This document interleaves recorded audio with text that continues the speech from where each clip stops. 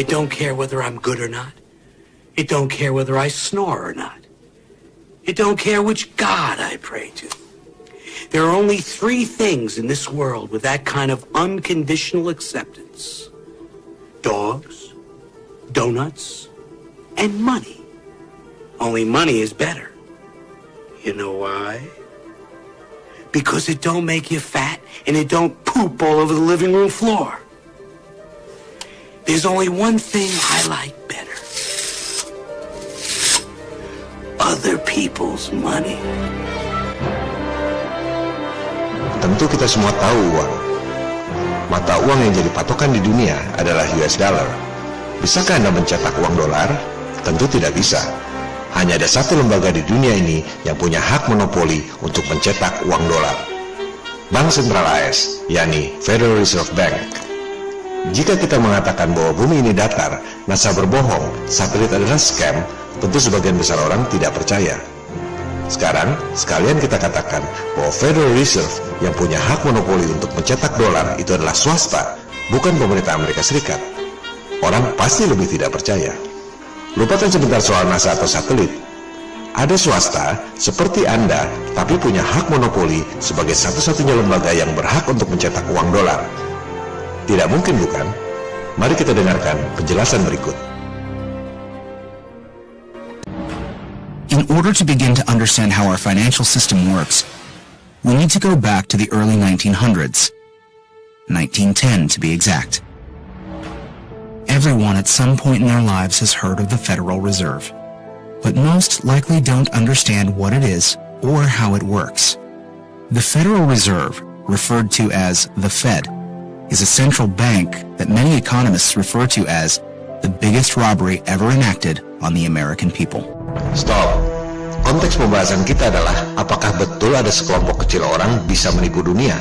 Yang Anda saksikan sekarang adalah bukan hanya menipu soal angkasa luar, tapi merampok warga Amerika Serikat dan menipu dunia tanpa disadari. The reason for this is because the Federal Reserve is neither part of the federal government, nor does it have any reserves. Yet, this single organization controls the money supply of the most powerful country in the world. On December 23, 1913, 2 days before Christmas, when most people in Congress were home with their families, the Federal Reserve Act was signed into law by President Woodrow Wilson. That single act, however small it may seem, transferred the control of our monetary system from our government into the hands of some of the wealthiest men in our country. Putting into law the Federal Reserve Act gave unlimited power to a few wealthy banking institutions in America. Disitulah kelihayan elit global. Mereka tahu cara mencuri start di Kongres sehingga RUU bisa disetujui. Tahun 1913 itu belum ada media online. Telepon pun masih jarang sehingga mereka bisa melakukan itu. Apakah tidak ada senator yang tahu dan protes? Tentu ada. Senator Charles Lindbergh Sr. adalah senator yang sangat disegani dan punya integritas yang hidup di zaman itu.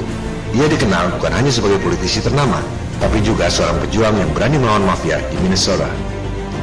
Lewat bukunya, Banking and Currency and the Money Trust, Lindbergh menulis, ketika Presiden menandatangani undang-undang itu, pemerintahan bayangan yang dijalankan oleh kekuatan moneter menjadi sah.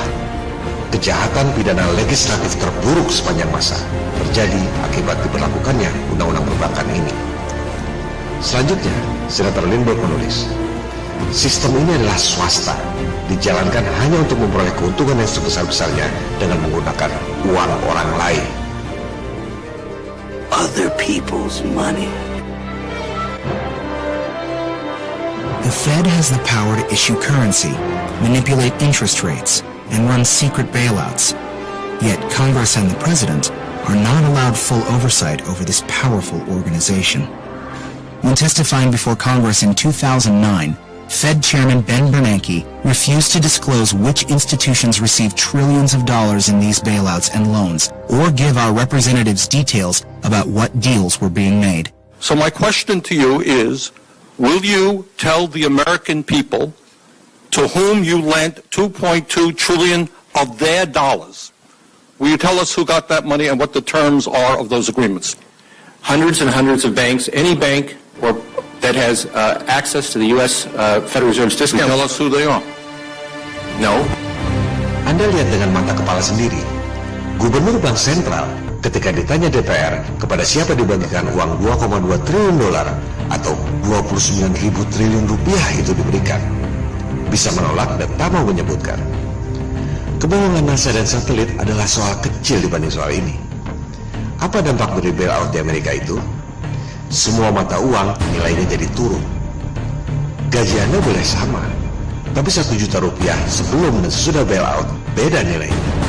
Ini yang namanya perampokan, bankster, jauh lebih kejam dari rampok bank bersenjata. The problem is we have a privately owned central bank system in the United States disguised as a government-owned system. Now, if you look in the telephone book here in the Washington, D.C. area, you look up for Federal Reserve in the blue government pages, it's not there. It's in the white pages right next to Federal Express. It's a privately owned central bank.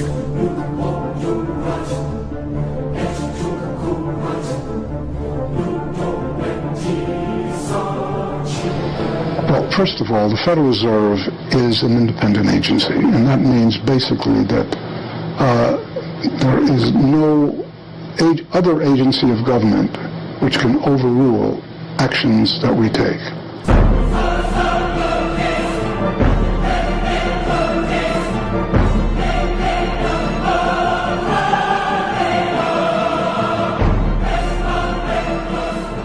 Under this fractional reserve scheme, we inevitably become debt slaves to a ruling class of financial elite, not because they are better or smarter than anyone else, but because they have rigged the system to benefit themselves at the expense of most people on the planet.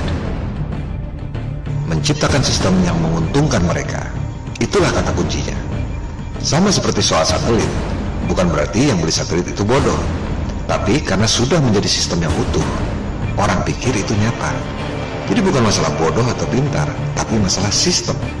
Orang tak sadar mengikuti sistem yang menguntungkan mereka.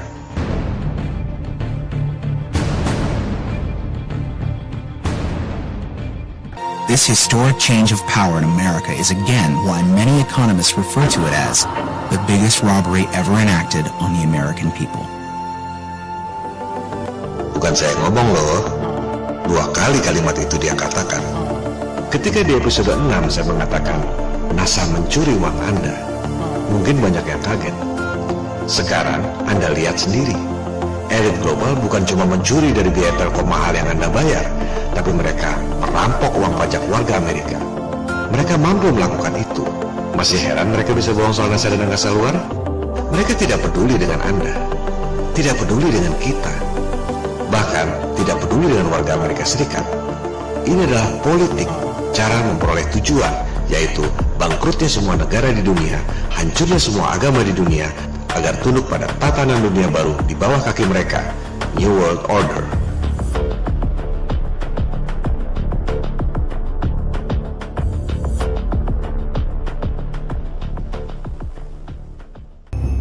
So, bagaimana bisa ada segelintir elit yang begitu kaya, berkuasa, dan jahat? Pada episode-episode lalu, kita sudah membahas timeline akar historis dari mulai Raja Nimrod tahun 2200 sebelum Masehi, Merovingian, dinasti Raja Prancis pertama, abad ke-5, Knights Templar, abad ke-11, The Medici, Godfather yang melahirkan abad pencerahan Eropa di abad ke-14. Kita sudah membahas bagaimana Knights Templar, sekelompok tentara miskin di Prancis yang logonya 1 kuda 2 orang, bisa menjelma jadi The Bank of Europe dengan kekayaan yang luar biasa lewat bisnis perang. Begitu pula dengan The Medici yang lahir sebagai anak pedagang lokal biasa di Florenza, Italia, bisa menjadi Godfather abad pencerahan yang mengasuh anak-anak muda berbakat seperti Michelangelo, Leonardo da Vinci, Galileo, dan lain-lain. Sejarah kembali berulang, kali ini di Frankfurt, Jerman. Tahun 1769, ada seorang bankir pedagang emas yang tinggal di ruko lantai 5. Namanya Mayer Amschel Bauer. Ia penganut aliran mistik Freemason. Ia memasang jimat perisai merah, Rothschild dalam bahasa Jerman. Lafal Inggrisnya Rothschild. Ia pun berganti nama menjadi Mayer Amschel Rothschild. Melalui pergaulan secret societies, bankir dan pedagang emas itu menjadi kepercayaan salah satu keluarga terkaya di Eropa. Monarki terkaya di Jerman, Pangeran William IX Hesse-Kassel. Ia adalah cucu Raja George II di Inggris, sepupu Raja George III, keponakan Raja Denmark, dan ipar Raja Swedia. Bisnis Pangeran William IX Hasse-Kassel ini adalah penyediaan tentara bayaran. Dari sinilah Rothschild belajar bahwa perang adalah proyek, perang adalah uang. Maka Rothschild menjadi bankir pedagang emas yang juga berbisnis perang. Dari sini pula lah Rothschild belajar bahwa bisnis kredit yang paling menguntungkan adalah memberi hutang kepada raja-raja. Karena di samping memiliki aset yang banyak, para raja pun memiliki pendapatan yang pasti, yaitu pajak rakyat. Royal Kingdom memperoleh pendapatan dari royalty. Satu hal yang tak diajarkan di sekolah, di Eropa dan di negara-negara maju, yang namanya bank sentral yang punya hak mencetak uang di sebuah negara adalah swasta.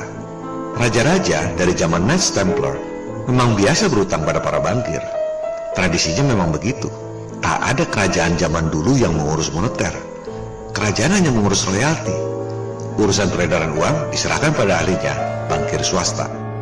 Bank sentral modern pertama di dunia adalah Bank of England. Didirikan tahun 1694. Milik swasta berdasarkan konsesi dari King William of Orange. Bank sentral Prancis didirikan tahun 1716, milik swasta.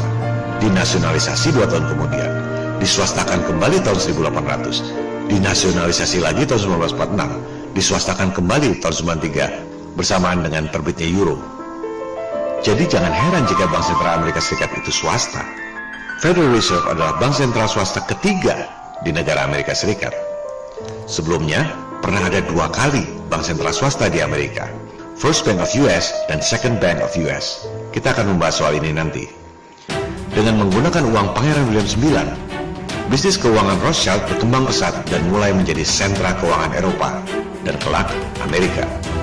Untuk menancapkan kuku kerajaan bisnis keuangannya, Mayer Amschel Rothschild mengirim 5 putranya ke 5 negara utama di Eropa: Jerman, Austria, Inggris, Italia, dan Prancis. Putra pertama, Amschel Mayer Rothschild, tetap di Jerman. Putra kedua, Salomon, dikirim ke Vienna dan mendominasi bisnis keuangan Austria. Nathan Rothschild, putranya yang paling cerdas dan dominan, dikirim ke London dan menguasai bisnis keuangan di Inggris.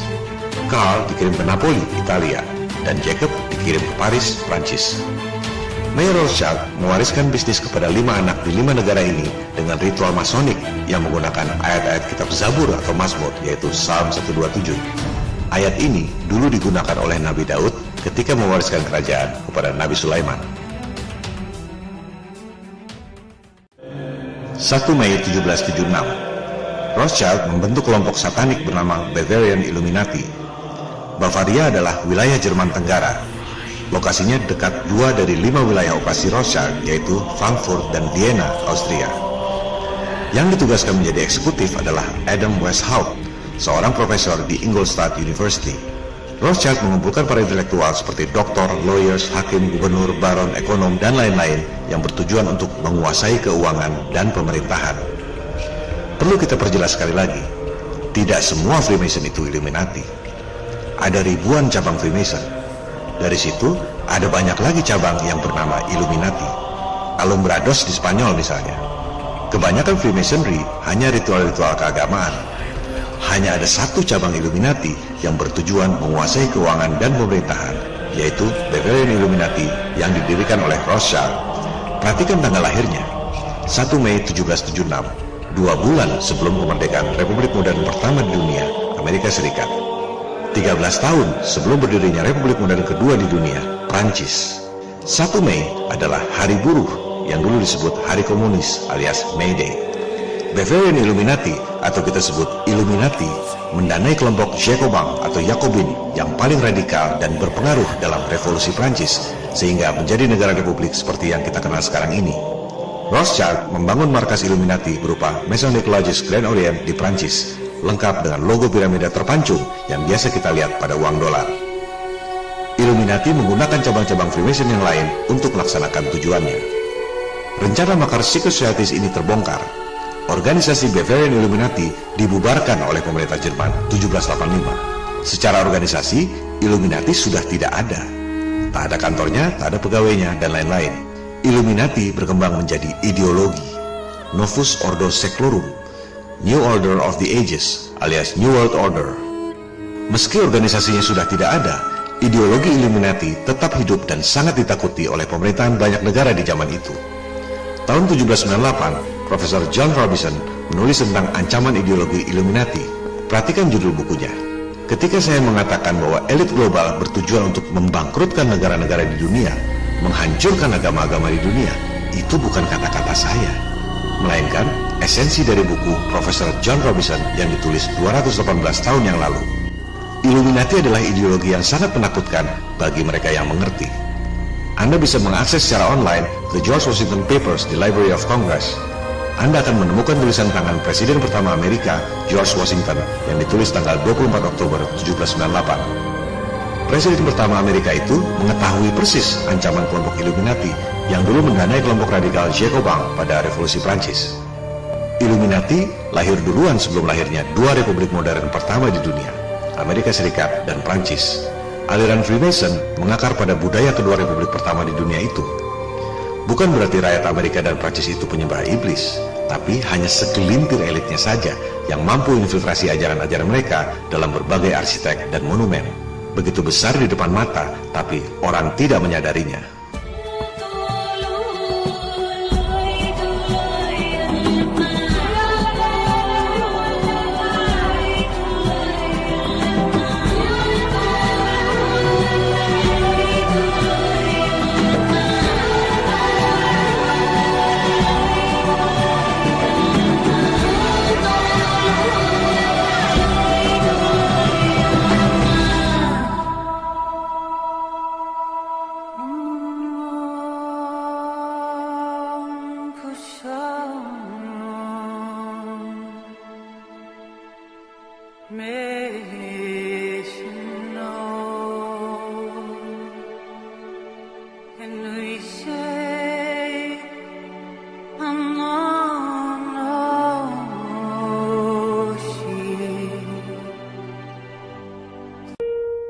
Anda lihat sendiri tulisan tangan Presiden George Washington yang disimpan di Library of Congress. Illuminati adalah ancaman yang nyata, menghancurkan agama-agama dan negara-negara di dunia untuk menguasai keuangan dan pemerintahan. Zaman itu, orang melihat sendiri bagaimana Illuminati sukses mendanai kelompok Jacobin sehingga berhasil mendirikan Republik Prancis. Mengapa Illuminati ingin menggulingkan pemerintahan? Supaya dapat konsesi. Bank Sentral Prancis, milik swasta yang dinasionalisasi tahun 1718, diswastakan kembali tahun 1800 akibat revolusi, milik Rothschild. Dari situ keluar ungkapan Rothschild yang terkenal, berikan saya hak untuk mencetak uang negara, saya tak peduli siapa pemerintahnya. Dari bisnis bank sentral yang punya hak monopoli cetak uang negara, dikombinasi dengan bisnis perang untuk menggulingkan pemerintahan, kekayaan Rothschild sudah tidak terbendung. Ketika perang Napoleon meletus, Rothschild mendanai kedua pihak yang berperang. Nathan Rothschild di London membiayai Inggris lewat hutang. Jacob Rothschild di Paris membiayai pihak Napoleon lewat hutang. Rothschild bertaruh di atas dua kuda yang berperang. Pihak manapun yang menang, Inggris atau Prancis, sudah pasti Rothschild yang menang. Bank sentral pertama di Amerika didirikan tahun 1791, The First Bank of US, milik Rothschild. Konsesi 20 tahun sampai 1811. Rothschild masuk lewat agennya, yaitu Alexander Hamilton, Menteri Keuangan Amerika pertama di era Presiden George Washington. Dari sejak berdiri sebagai negara republik, Bank Sentral Amerika tahun 1791 adalah swasta. Tiap dolar yang dicetak adalah utang pemerintah Amerika kepada para bankir swasta. Sejak Republik Amerika Serikat berdiri. Ini bukan kata saya, Anda baca sendiri, itu kata Departemen Keuangan Amerika. Semua data ada di depan mata, tapi kebanyakan orang ignorant. Tahun 1811, konsesi 20 tahun First Bank of US berakhir. Pemerintah Amerika Serikat tak mau memperpanjang konsesi bank sentral swasta. Apa yang terjadi? Inggris menyerang Amerika.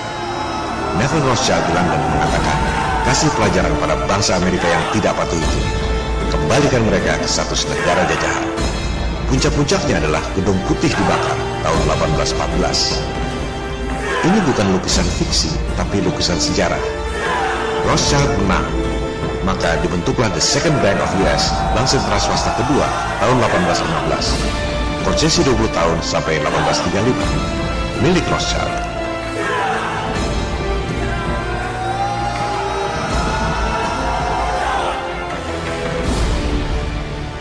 Tahun tahun 1815 itu, Rothschild sudah menjadi keluarga terkaya di dunia. Tidak tertandingi, tapi ambisinya belum selesai.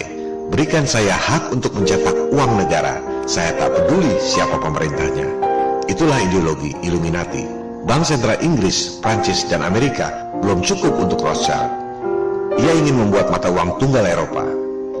Ia tahu semua negara di Eropa berutang padanya. Itu yang menjadi kekuatan Rothschild untuk menekan agenda pembentukan mata uang tunggal Eropa. Lewat Kongres Vienna 1814-1815, Rothschild mengundang raja-raja Eropa untuk membentuk mata uang tunggal Eropa. Ketika euro beredar tahun 1993, banyak orang kaget. Padahal, Rothschild sudah berusaha mewujudkannya 180 tahun sebelumnya. Semua raja di Eropa sulit menolak proposal Rothschild karena semua raja berhutang padanya. Kecuali satu, Tsar Alexander I Rusia yang tak pernah punya hutang padanya. Tsar menolak proposal Rothschild. Maka, rencana penerbitan euro tahun 1819 pun kandas. Rothschild bersumpah akan membunuh Tsar beserta keluarganya. Sumpah Rothschild ini terwujud 102 tahun kemudian. Tsar Nicholas II beserta keluarganya dibunuh oleh rejim komunis, binaan Rothschild. Sebuah tragedi kemanusiaan dunia yang menyisakan misteri Putri Anastasia yang konon lolos dari pembunuhan keji itu. Kita akan kembali membahas soal ini. Tahun 1848, ada 3 hal bersejarah yang dilakukan keluarga Rothschild yang merubah dunia untuk selamanya. Pertama, Rothschild mendanai agen Illuminati, Giuseppe Mazzini, untuk memimpin revolusi Italia. Perang adalah uang. Mazzini dikenal sebagai pionir rejim fasis di Italia yang kelak diikuti oleh fasisme Hitler di Jerman. Dari sepak terjang Mazzini kemudian lahir istilah mafia. Mafia adalah singkatan dari Mazzini Autorizza Furti Incendi Avvelenamenti. Indah sekali kedengarannya, yang artinya Mazzini memenangkan pencurian, pembakaran, dan peracunan. Itulah mafia. Jika mafia ditakuti di seluruh dunia, Rothschild adalah cukong yang mendirikan sejarah mafia di dunia. Bukan cuma gangster, tapi jauh lebih kejam, bankster. Kedua, tahun 1848 itu, Rothschild mendanai pembuatan master plan bagaimana agar kelompok kecil orang bisa menguasai dunia lewat perekonomian. Nama platformnya The Protocols of Zion. Ketiga, masih di tahun 1848 itu, Rothschild mendanai pembuatan master plan untuk menjatuhkan Tsar Rusia. Maka ditunjuklah cucu sepupu istri Nathan Rothschild untuk membuat doktrin komunis. Karl Marx.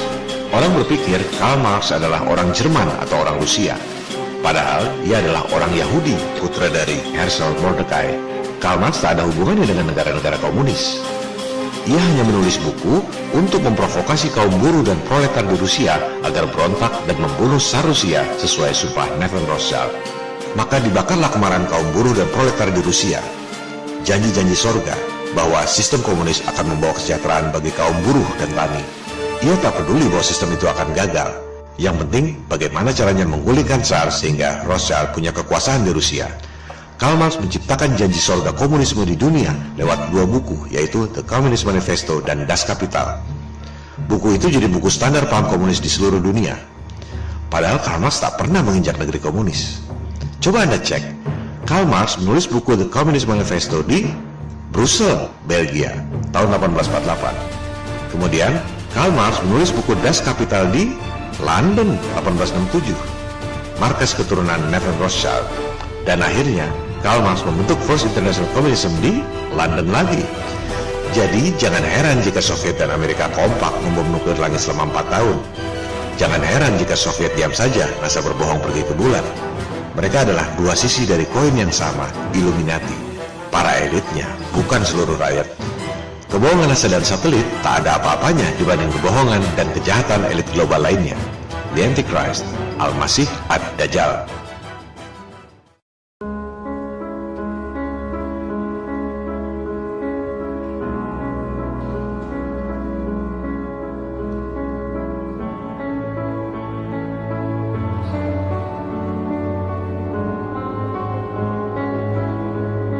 Untuk menancapkan kuku di Amerika, Rothschild mengirim seorang agen, Jacob Schiff, yang dijuluki The God of Wall Street. Jacob Schiff kemudian membiayai semua konglomerat Amerika saat ini. Rockefeller, JP Morgan, Citibank, Wells Fargo, US Steel, semua lahir dari tangan agen Rothschild yang brilian ini. Jacob Schiff, The God of Wall Street. Dari sinilah lahir apa yang kita sebut sebagai elit global. Sejak awal abad 20 itu, Rothschild lebih banyak ada di belakang layar. Yang tampil dominan adalah Rockefeller dan JP Morgan. Jangan harap lihat nama-nama mereka sebagai daftar orang terkaya dunia versi Forbes, Fortune, dan lain-lain. Itu semua dihitung dari pajak. Elit global justru menyembunyikan aset-aset mereka. Mereka yang punya bank-bank di Swiss, Cayman Island, dan lain-lain. Surga penyimpanan uang bagi para koruptor dan mafia. Seperti dijelaskan di awal, setelah konsesi Second Bank of US berakhir 1835, Amerika tak lagi memiliki bank sentral. Uang dolar diterbitkan oleh bank-bank daerah dan oleh pemerintah. Bagaimana caranya supaya Amerika punya bank sentral swasta lagi? Elit global menerapkan strategi menciptakan kekacauan untuk mengegolkan agenda. Order out of chaos. Taktiknya adalah problem, reaksi, solusi. Bikin problem atau krisis. Rekayasa reaksi, propaganda lewat media. Dan pura-pura menawarkan solusi. Padahal solusi itu adalah agenda yang sudah dirancang dari awal. Bankster ini sama seperti preman pinggir jalan. Bagaimana caranya supaya preman dapat duit dari kendaraan yang lewat? Dia bikin problem, tebar paku di jalan. Begitu ada kendaraan kempes, bannya kena paku, ia bereaksi, pura-pura menawarkan solusi, jasa tambal ban, sambil getok minta harga tinggi. Padahal memang itu agendanya dari awal. Taktik membuat bank sentral swasta persis seperti itu. Amerika sudah 75 tahun tak punya bank sentral sejak dibubarkan tahun 1835. Bagaimana caranya supaya ada bank sentral swasta lagi? Problem, reaction, solution. Tahun 1907 mereka bikin problem. Jacob Schiff pidato di Kongres, kalau tak ada bank sentral maka perekonomian Amerika akan runtuh. Setelah itu JP Morgan dan Rockefeller bikin isu seolah-olah ada bank yang kesulitan likuiditas. Terciptalah ras beneran, Panic 1907. Begitu mudahnya membohongi orang-orang sebab JP Morgan dan Rockefeller memiliki media-media cetak. Rakyat Amerika panik, tercuci otaknya. Memang betul harus ada bank sentral, pikir mereka. Maka ditunjuklah Nelson Aldrich, mertua Rockefeller, sebagai ketua komite penyusunan undang-undang bank sentral di Senat. Cerita selanjutnya adalah apa yang Anda saksikan di awal episode ini. Itu sebabnya Undang-Undang Federal Reserve 1913 disetujui. Janji sorga untuk menstabilkan moneter dan mengembangkan bisnis. Hasilnya, langsung Perang Dunia I beberapa bulan kemudian, 1914. Tak akan ada perang dunia jika tak ada yang mendesain. Order out of chaos. Problem, reaction, solution. Apa agenda rekayasa Perang Dunia I? Dendam lama Rothschild. Gulingkan kerajaan Rusia. Bunuh Tsar beserta keluarganya.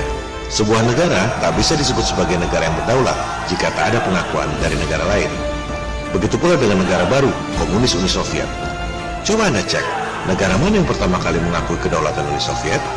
Inggris, tahun 1922. Negeri Nathan Rothschild.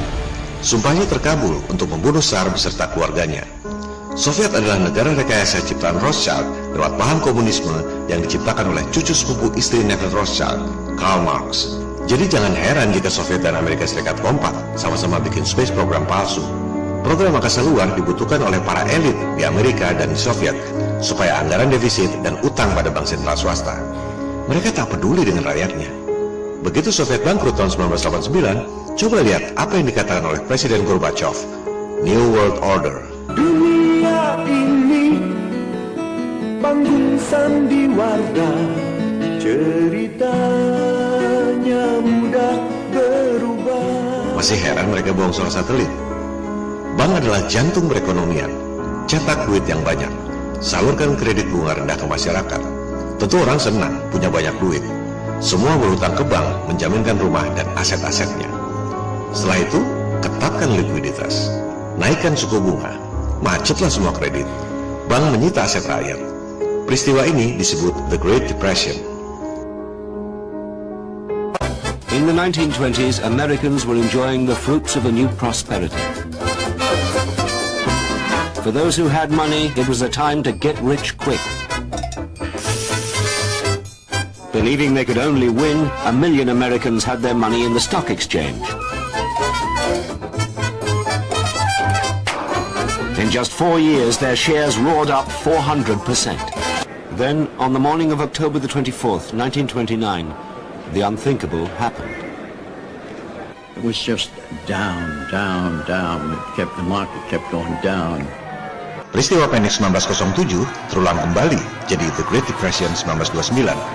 Krisis ekonomi diciptakan dengan menarik uang dari peredaran. The tremendous crowds which you see gathered outside the stock exchange are due to the greatest crash in the history of the New York Stock Exchange and market prices. Krisis ekonomi diciptakan dengan menarik uang dari peredaran. Jurusnya itu juga.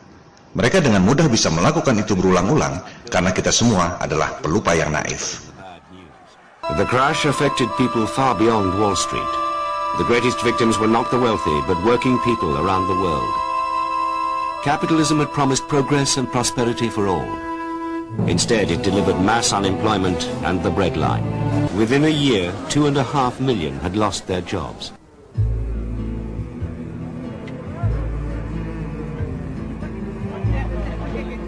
Laid-off men were driven to despair, victims of a process they couldn't understand. We haven't got no work, we can't get no work, we're looking for work.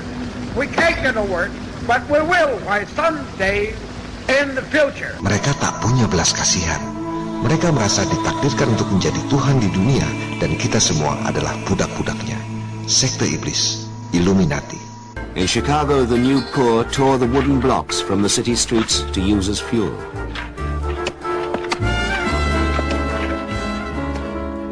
Amerika sudah bangkrut dari tahun 1929. Katanya Bank Sentral didirikan tahun 1913 untuk menjaga perekonomian. Yang ada justru merampok rakyatnya sendiri. Apakah bangsa Amerika sebodoh itu? Bukan masalah bodoh atau pintar, tapi karena percaya dan mengikuti sistem yang dibuat oleh elit global yang sengaja dirancang untuk menguntungkan mereka dengan merugikan semua umat manusia di dunia.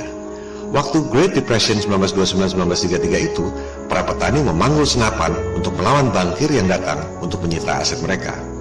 Zaman itu, bandit perampok bank menjadi pahlawan, simbol perlawanan terhadap ketidakadilan. John Dillinger contohnya. Selesai merampok bank, ia berbaur dengan masyarakat. Dan tak ada masyarakat yang mengadukannya pada polisi, karena perampok bank itu dianggap sebagai pahlawan yang melawan sistem yang korup.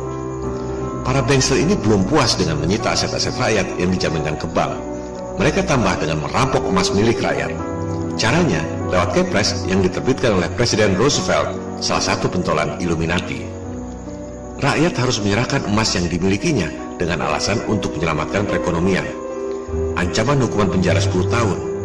Ini adalah perampokan yang luar biasa. Kebohongan NASA dan satelit tak ada apa-apanya dibanding semua ini. Di era Presiden Roosevelt inilah, tahun 1933, diterbitkan lembaran dolar baru yang masih digunakan sampai sekarang. Piramida terpancung, All Seeing Eye, Dajjal bermata satu. Gambar-gambar itu bukan budaya Amerika. Jika Anda melihat kamus, Anda akan paham arti anagram, rahasia huruf kata yang diacak di beberapa kalimat. Pada kalimat yang tertera di lembar dolar itu, Anda akan menemukan anagram Mason, Novus Ordo Seclorum, New Order of the Ages, New World Order. Gambar-gambar itu sama sekali bukan budaya Amerika, tapi budaya sekte iblis Illuminati. Ini menunjukkan bahwa tahun yang tertera di situ, 1776, bukan mengacu pada hari kemerdekaan Amerika, tapi pada hari lahir Illuminati, 1 Mei 1776. Figur Presiden Roosevelt ini berkacamata dan mengisap pipa oleh orang-orang Inggris dijadikan parodi sebagai penjahat Batman, Penguin. Other people's money. Elit global belum puas dengan semua itu. Maka dirancanglah Perang Dunia Kedua yang meletus masih dalam era Presiden Roosevelt. Problem, Reaction, Solution. Apa agenda tersembunyi yang seolah menjadi solusi Perang Dunia II? Dibentuklah 3 wadah yang suci dari yang suci dunia saat ini. The Holy of Holies, PBB, World Bank, dan IMF. Kebohongan NASA dan satelit tak ada apa-apanya dibanding ini. Coba Anda perhatikan. Setelah berdirinya PBB 1945, justru lebih banyak perang yang terjadi. Perang Israel-Palestina, Perang Korea, Perang Vietnam, Perang Kongo, Zanzibar, Ethiopia, Bosnia, Perang Teluk, terlalu banyak untuk disebutkan satu persatu. Perang adalah uang, proyek besar bagi kontraktor perang dan industri militer. Dengan adanya perang, anggaran negara menjadi defisit, utang pada bank sentral swasta. Perang adalah strategi jitu untuk pemusnahan ras, genocide, depopulasi, program penyedikitan umat manusia. Itu sebabnya Presiden kita, Soekarno, keluar dari PBB tanggal 7 Januari 1965 karena ia tahu lembaga yang suci dari yang suci itu adalah sandiwara belaka. Dunia ini Perpanjangan tangan dari para elit yang ia sebut sebagai nekoling, neokolonialisme dan imperialisme, penjajahan gaya baru. Gedung PBB yang megah di New York itu dibangun di atas tanah hibah dari Rockefeller tahun 1948 sebagai hadiah atas pengakuan PBB terhadap negara boneka Israel yang didirikan oleh para elit untuk memecah belah dua saudara keturunan Nabi Ibrahim, Bani Ismail dan Bani Israel. Coba Anda perhatikan, sejak ada World Bank dan IMF 1945, justru lebih banyak krisis ekonomi yang terjadi. Padahal jurusnya sama saja. Krisis ekonomi diciptakan dengan menarik uang dari peredaran. Persis seperti yang terjadi pada Panic 1907 dan The Great Depression 1929. Semua orang tahu, krisis moneter Asia 1998 terjadi akibat ulah spekulan. Mereka tak peduli mata uang Asia hancur, pabrik-pabrik tutup, PHK dan pengangguran. Dan betapa naifnya ketika George Soros datang ke Indonesia, orang menyambutnya dengan karpet merah dan mengeluh-elukannya sebagai orang kaya yang sukses.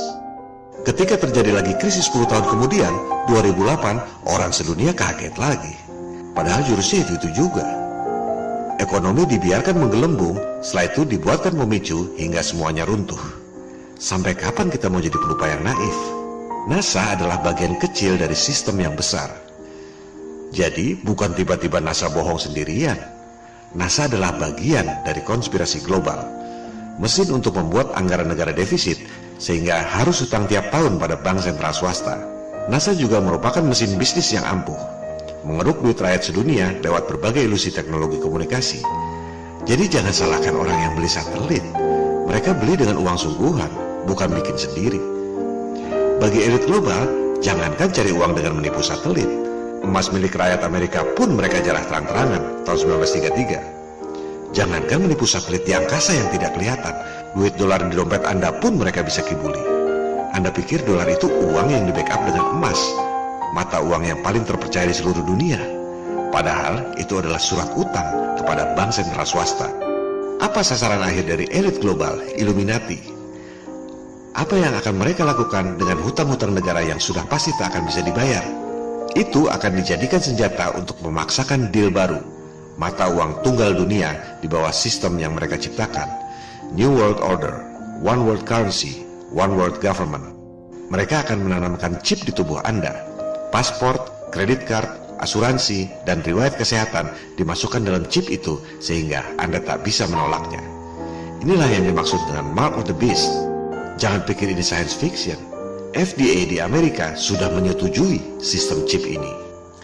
Jika melalui pemaparan ini Anda masih merasa bahwa PBB, World Bank, IMF, NASA adalah lembaga yang suci dari yang suci, lembaga penyelamat dunia yang terpercaya, maka pemaparan ini bukan untuk Anda. Silakan pegang apa yang Anda percaya.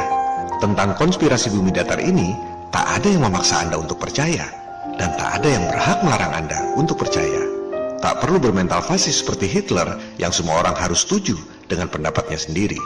Bebas-bebas saja. 90% adalah followers, mengikuti saja apa kata mayoritas dan otoritas. Yang membuat perubahan bukan followers yang mayoritas itu, melainkan justru sekelompok kecil orang. Jika lewat pemaparan ini Anda merasa bahwa mungkin ada kebohongan yang diterapkan dalam sistem, barulah kita membahas soal flat earth. Jadi berangkatnya dengan mempertanyakan sistem yang ada sekarang dulu, bukan tiba-tiba mengajukan teori baru. Flat Earth adalah simbol perlawanan terhadap sistem yang zalim.